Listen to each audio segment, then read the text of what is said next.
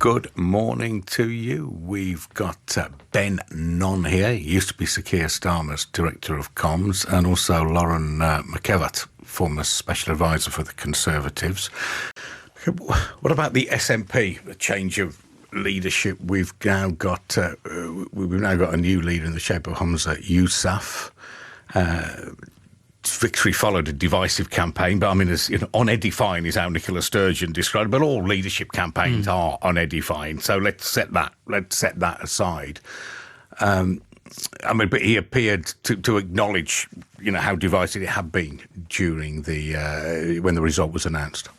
Humza Yousaf, I think, is probably the closest of the three to a continuity Nicola Sturgeon candidate. And that's very interesting for opposition parties in Scotland because Humza Yousaf does not have a great track record from health.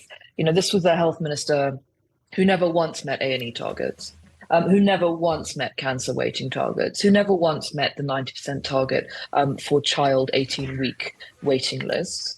And he also has some not great track record in the transport department with the ferries debacle that Scotland's going through at the moment. So Conservatives and indeed the Labour Party in Scotland will have an awful lot of material to go after him with at the next election. And he's also chosen, interestingly, to use taxpayers' money to create a minister for independence within Scotland. Now, at the moment, independence within Scotland is technically a purely party political matter.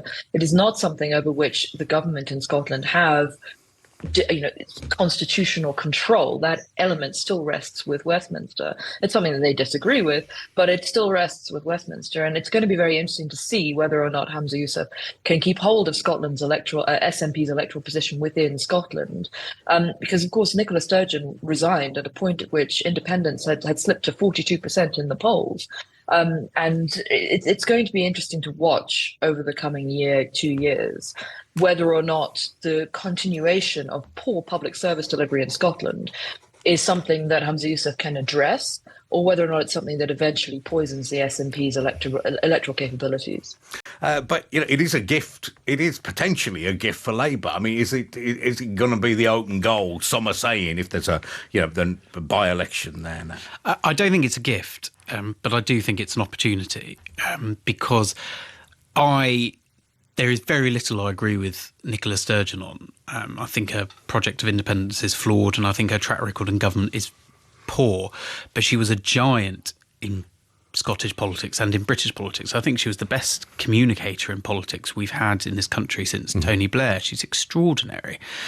And with her gone, it is a loss to the Yes movement and the SNP, because what Holmes has had to inherit is a divided party, a party that's had more scrutiny on its track record, track record on public services than it has in a long time.